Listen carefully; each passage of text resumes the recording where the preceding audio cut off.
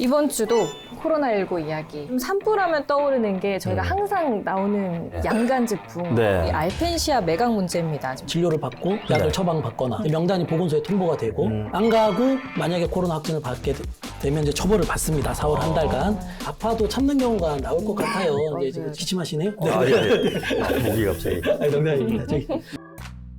야간 진화헬기 도입 뭐 다른 나라에서도 하고 그런다는데 헬기만 사오면 되는 거 아닙니까? 여쭤봤어요. 그랬더니 산불 상황에 대한 이해를 다 종합적으로 판단해야지만 가능할 것 같다.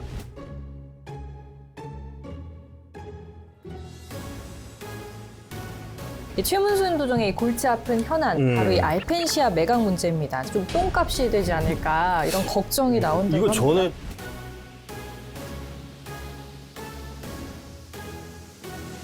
저희는 여기는 재난 예비 지역이 아니라 재난 상존 지역이라 그러면 소잃고 외양간 고칠 수 있습니다. 근데 다시는 소를 잃지 않도록 튼튼하게 고치는 게 중요한 거죠. 그렇죠. 그렇죠.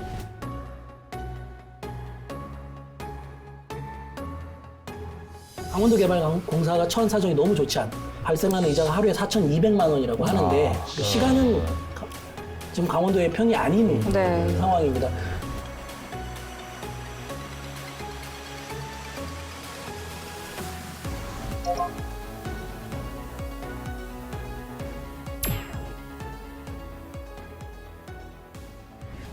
금주의 이슈 키워드를 짚어보는 시간 강원 기자회견. 오늘도 전국구 시사평론가 최수영 소장님 그리고 강원일보 최기영 선배님 함께합니다. 네.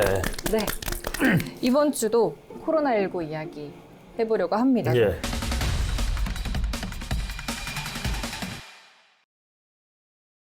접촉자 파악도 어려울 만큼 가파른 확산세, 4차 유행에 대한 불안감도 커지고 있는데요. 강원 도내 코로나19 확진자 수가 계속해서 나오고 있습니다. 저희가 지난 강원 기자회견 시간에도 네. 좀 방역이 좀 느슨해진 것 아니냐, 정신 바짝 차려야 된다 뭐 이런 얘기를 했는데요. 일단 서울 비롯한 수도권 상황은 어떤지 말씀해 주세요. 심각하죠. 지금 서울도 지금 보니까 4차 유행이 네. 조짐이 보인다. 근데 이제 문제는 어떤 일상으로의 탈출에 대한 어떤 욕구도 크잖아요. 그렇기 네. 때문에 저는 실내는 조금 더 강화하지만 야외는 좀 약간 감염이 적은 야외는 조금 열어놓는 방법으로 야외는 조금 열어놓고 실내는 더 강화하고 라는 쪽으로 조금 현실적인 방역 그런 행정이 좀 나와야 될 때가 아닌가 싶어요. 왜냐하면 이렇게 4차가 온다라고 또 그냥 쪼이기만 하면은 과연 우리가 이 백신 지금 보급률이 2%도 안 되는 상황에서 얼마나 많은 국민들이 또 여기에 자발적 동조가 가능할까라는 현실적인 좀 우려도 들기 때문에 이 부분은 좀 방역 당국이 좀 고민 한번 해봤으면 좋겠어요. 네. 근데 지금 강원도 내에서도 발생하는 패턴을 보면 지금은 어떤 대규모 감염원에 의한 확산이 전파가 되는 개념보다는 지역별로 소규모 감염들이 계속 끊이지 않고 이제 나가는 거죠. 그러니까 속초 같은 데는 전 시민 중에, 그러니까 한 가족 중에 한 명 이상은 다 검사를 받자. 네. 그래서 숨어 있는 감염원들을 찾아내는 이제 노력도 했어요. 그 전에 이제 동해에서도 했었는데, 그러니까 이게 대표적인 게 뭐냐면 일상생활하고 좀 밀접하게 연관이 돼 있는데, 최근에 이렇게 그 사람들이 아까 소장님 말씀하신 대로 실내 체육시설, 뭐 예를 들어서 뭐 피트니스 클럽이나 네. 뭐 헬스장 같은 데 마스크 끼고 가서 하시는데, 자리가 없다는 거예요. 런닝머신을 좀 쓰려고 해도 사람들이 너무 많고 막 이 헬스 기구 쓰는 거 가지고 말다툼이 벌어질 정도로 사람들이 많이 몰린다 그러더라고요. 그래서 딜레마인 것 같아요. 열긴 열어야 되는데 이게 500명, 뭐 400명 나오다가 순식간에 1000명 이상 넘어가면 또 걷잡을 수 없고 네. 그때 또 뭐 강화하기도 좀 애매하고 네, 지금 뭐 말씀해주신 대로 뭐 수도권발 확산도 우려가 되고 소규모 가족이나 지인 간 확산도 네, 계속 이어지고 있는데 그러면 네. 강원도는 그만큼 좀 빡세게 방역을 하고 있는 상황일까요? 선배님 좀 정리해 주시죠. 일단 4월을 최대 고비로 보는 것 같아요. 네. 4월 한 달간 행정명령을 내렸고요. 음. 제가 만약에 뭐 몸살 기운이 있어 네. 또는 열이 나서 네. 뭐 병원에 가서 우리가 통상 몸살로 진료를 받고 약을 네. 처방받거나 예. 아니면 그냥 약국에서 해열제. 종합 해열제 같은 네. 것도 구매할 경우에 이제 명단이 보건소에 통보가 되고 반드시 이제 진단 검사를 받으라는 감기 증상만 있어도 무조건 가야 되는 네, 거죠? 뭐 이제 가라고 이제 권고를 하는 거죠. 명단이 네. 통보가 되고 예. 안 가고 만약에 코로나 확진을 받게 되면 이제 처벌을 받습니다. 4월 한 달간 두 가지 생각이 들어요. 예. 건강 관리 잘해야겠다. 네. 그리고 둘째로 아파도 참는 경우가 나올 것 같아요. 이제 기침하시네요. 목이 갑자기. 아니, 농담입니다. 저기 강원도가 이제 올해 그래서 굉장히 중요시하고 있는 게 이제 자율방역이라는 스스로 지키고 스스로 방역, 스스로 지키자는 어떤 굉장히 중요하지 않을까 자율방역이 그렇게 근데 생각하고 뭐 있습니다. 언제 또 우리 일상 속으로 또 확산이 될 우려들이 있기 때문에 그런 면에서는 강원도가 수도권에 확진자가 많이 나오는 거를 민감해 할 수밖에 없는 그런 상황인 것 같아요. 산불 이야기를 해보겠습니다. 바람 잘 날 없는 이 강원도에 봄철이 돼서 날씨 건조하다 보니까 산불도 기승을 부리고 있는 상황입니다. 예. 좀 산불하면 떠오르는 게 저희가 항상 나오는 얘기가 있죠. 예. 양간지풍. 네. 근데 얼마 전에 국내 연구진이 이 양간지풍의 실체를 확인했다는데 뭔 내용인지 설명 좀 해주세요. 근데 요 얘기 하기 전에 네. 우리 최수영 소장이 2005년에 강원일보에 네. 있었을 때 당시에 썼던 칼럼 얘기 먼저 좀 하셔도 될 것 같아요. 네네.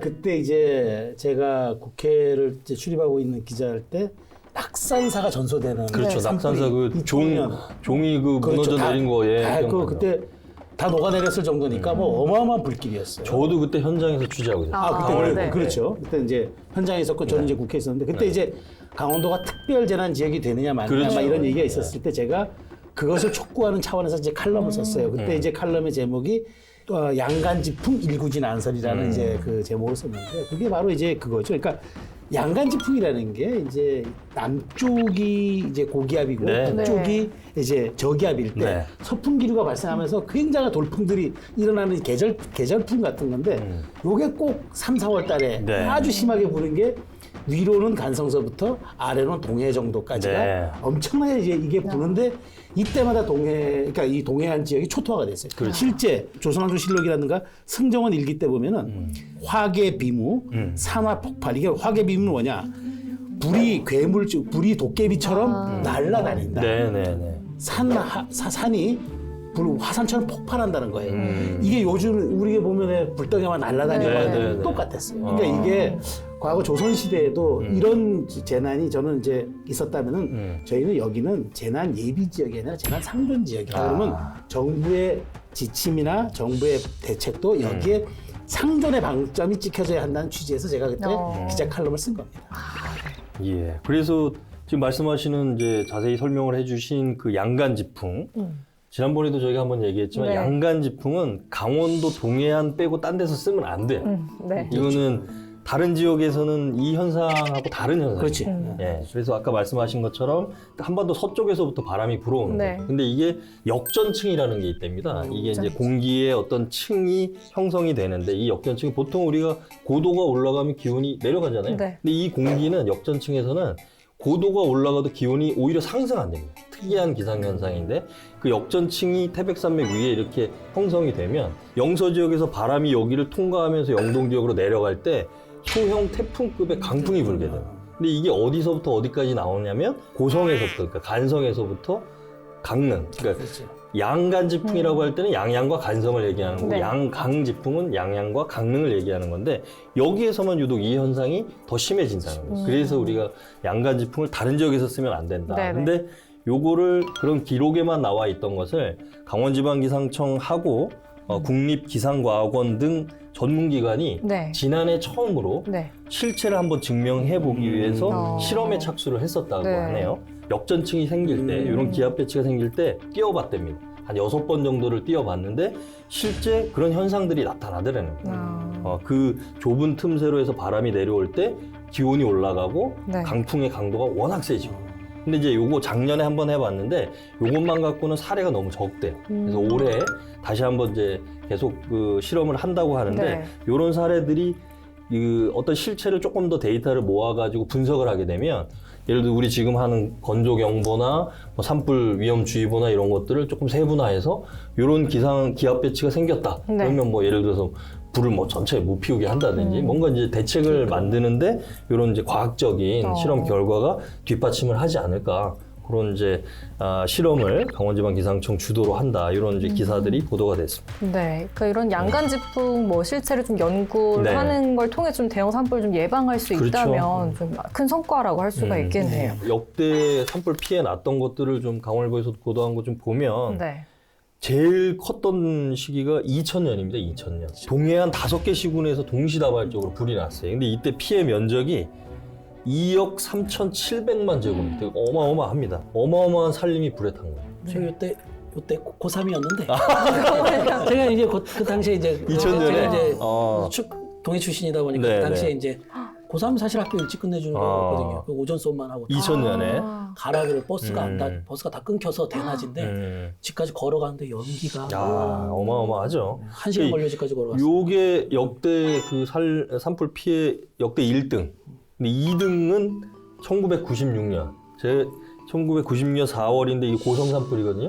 이때 제가 군대 생활하고 있을 텐데 일주일 동안 불이 이 밤에 보면 무슨 뭐 야간 경관 조명을 켜놓은 것처럼 새빨간 불길이 아주 산 능선을 이어가지고 군부대들 그 탄약고들이 다 있었잖아요. 그렇죠. 그 탄약고에 탄을 다 빼고 뭐 거기에 사단사령부도 피난을 가고 어마어마했어요. 전쟁보다 무서운 게 불안이. 그러니까.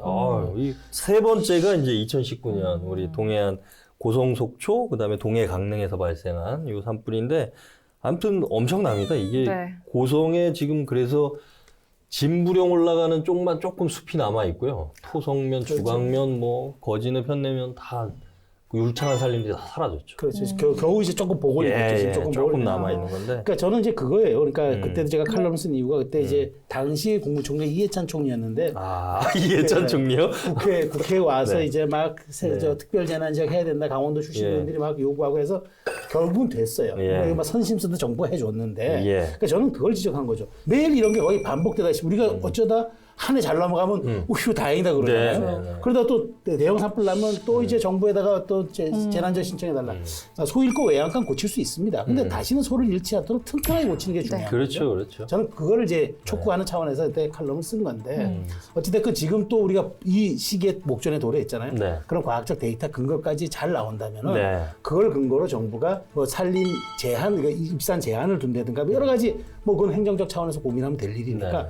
저는 그런 걸 꼭 해야 된다. 그러지 않으면은 이 산불은 우리 후대에도 이건 계절적 요인이기 때문에 어쩔 수가 없어요. 피할 수 없는 거라는 거죠. 지난번에 우리가 왜 야간 저 산불 진화 헬기 네, 얘기했었잖아요. 이제 고기현 그 산림청 산림항공본부장한테 야간 진화 헬기 도입 뭐 다른 나라에서도 하고 그런다는데 헬기만 사오면 되는 거 아닙니까? 여쭤봤어요. 그랬더니 사실상 지금 상황에서 어렵다는 거예요. 이게 그러니까 규정도 규정이지만 일단 야간에 불이 나면 군사 목적의 헬기들은 뭐 전투를 하거나 이러기 때문에 이동의 목적이 있다는 거예요. 근데 산불 진화 헬기들은 산불이 난 데다 물을 정확하게 떨어뜨려야 되잖아요.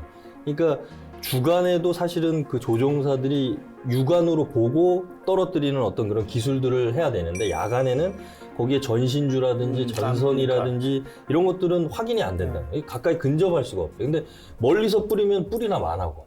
그러니까 이게 좀 어려운 거고 두 번째는 그 산불 진화 헬기들이 물을 담아야 되는데 야간에는 저수지에 조금만 가까이 가서 물을 담거든요. 근데 조금만 가까이 가면 이게 자칫하면 수면에 이 기체가 닿으면 빨려 들어간대요, 저수지로. 그러니까 이거를 만약에 물을 담으려면 운동장 같은 데다 인공 저수조를 만들어 놓고 물을 담아야 되는데 아니 산불 나는 가까운 곳에 그렇게 만들 수 있는 여건도 쉽지 않고 그래서 이게 기술적인 문제도 있지만 여하튼 산불 상황에 대한 이해를 다 종합적으로 판단해야지만 가능할 것 같다. 뭐 그런 얘기를 하시더라고요. 참고 삼아 또 말씀드렸습니다. 네, 이번엔 제발 좀 대형 산불 없었으면 좋겠습니다.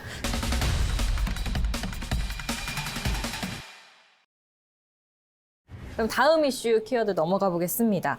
최문순 도정의 골치 아픈 현안, 바로 이 알펜시아 매각 문제입니다. 지금 공개 매각이 실패되고 나서 수의 계약으로 전환했는데 뭐 일명 좀 똥값이 되지 않을까 이런 걱정이 나온다고 이거 합니다. 전에 최기영 기자는 그쵸? 이거 금방 팔릴 것 같다고 얘기하지 않았나요? 아니요, 답이 아니요. 나온다고? 아니요. 찾아봐 주세요. 국내 기업이고 컨소시엄 없이 다 단일 기업, 단독 기업이래. 사실 이제 이거 어느 정도 재정력이 있는 이제 중견 기업 이상이 들어왔다는 얘기예요. 그리고 사실은 이제 청신호로 볼 수가 있죠. 제가 그날 얘기했습니다. 아마 공개 매각 실패할 것이라고. 그리고 5차 매각은 없을 거다. 4차에서 종료될 거다라고 제가 정확히 예측했고요.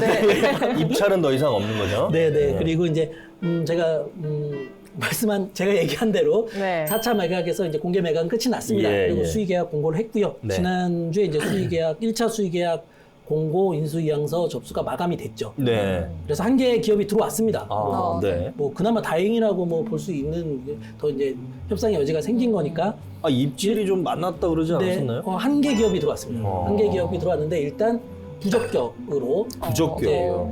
뭐 기업 자체 문제가 있다는 게 아니라 우리가 그 강원도와 강원도개발공사가 팔겠다고 내놓은 조건과 맞지 않는다는 이유로 이제 결렬이 된 거예요. 일단 1차 수의계약은 무산이 됐습니다. 아, 그래요? 이제 2차 수의계약 공모가 나갈 텐데 네. 조금 시일을 두고 나갈 것 같아요. 제 생각에는. 예. 일단은 이견이 있었던 거예요. 1차 수의계약에서. 이견이 있었는데 이견이 나올 수 있는 건 지금 두 가지밖에 없습니다. 일단은 강원도나 강원도개발공사는 어떤 이견이 있었는지는 공식적으로 확인해 주지는 않고 있지만 이견이라고 하면 우리가 하나는 분리매각이냐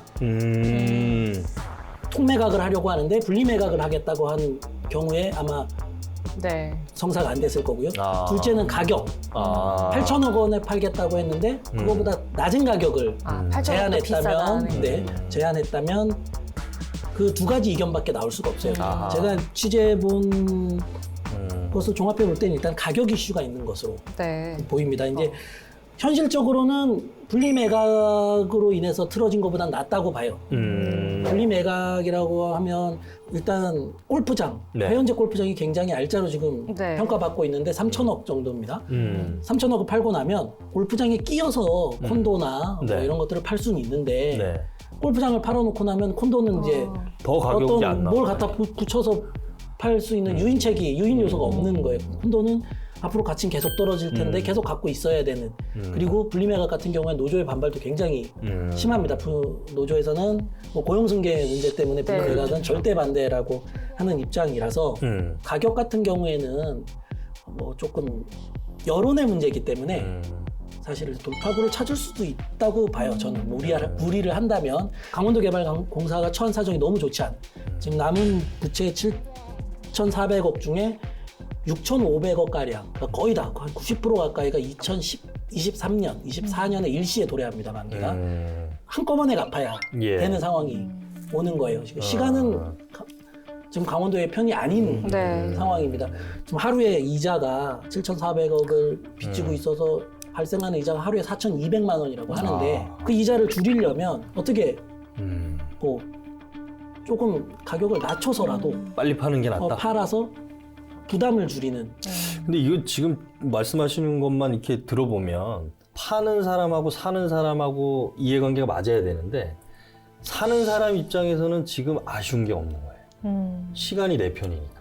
그러니까 그런 면에서 강원도가 상당히 좀 코너에 몰린 거 아닌가 싶기도 하고. 진통이 굉장히 네. 있을 거예요. 지금 이 가격을 우리가 흔히 적정가를 8천억이라고 하는데 흔히 표현을 해왔는데 네. 근데 사실 가격은 시장이 결정하는 그렇죠, 건데 그렇죠. 사는 사람이 결정한 가격이 아니거든요. 이 가격은.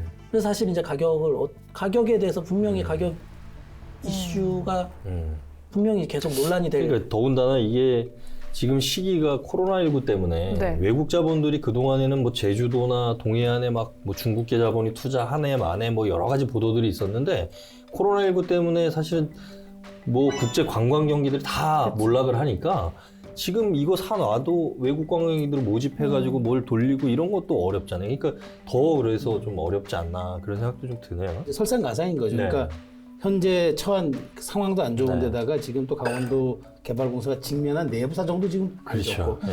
이런 상황에서 이제 결국은 이제 이게 올림픽에는 큰 기여를 했으나 네. 결국은 이제 우리가 이게 하얀 코끼리라고 하는 이제 사실 부담스러운 이제 결과로 남았는데 저는 이제 그런 거예요. 그러니까 일괄 매각이 사실은 방법이죠. 일괄 방법인데 나눠서 살라미식으로 나눠서 팔 분리매각을 하면은 이건 이제 구매자 요구대로 다 이렇게 하다 보면 나머지 굉장히 불리하게 된 아주 불평등 조건이 될 수가 있단 말이죠, 일종의. 그렇죠. 전 그래서 이제 조금 어떤 그 도가 상상력을 발휘하더라도 일괄 매각하는 쪽으로 추진하되 저는 이제 너무 이제 우리가 지금 불리한 조건이니까 너무 여기에 집착할 필요는 없다. 좀 더 지금 여기에 우리가 매달려서 자꾸 읍수하듯이 해봐야 우리에게 남는 것은 없고 우리가 그렇죠. 뭔가 좀 다 되치기할 수 있는 방법들을 이 부분에 대해서 조금 더 통큰 상상력을 한번 좀 발휘해서 접근하는 게 어떨까 싶어요. 네. 속 시원하게 할 말은 하자.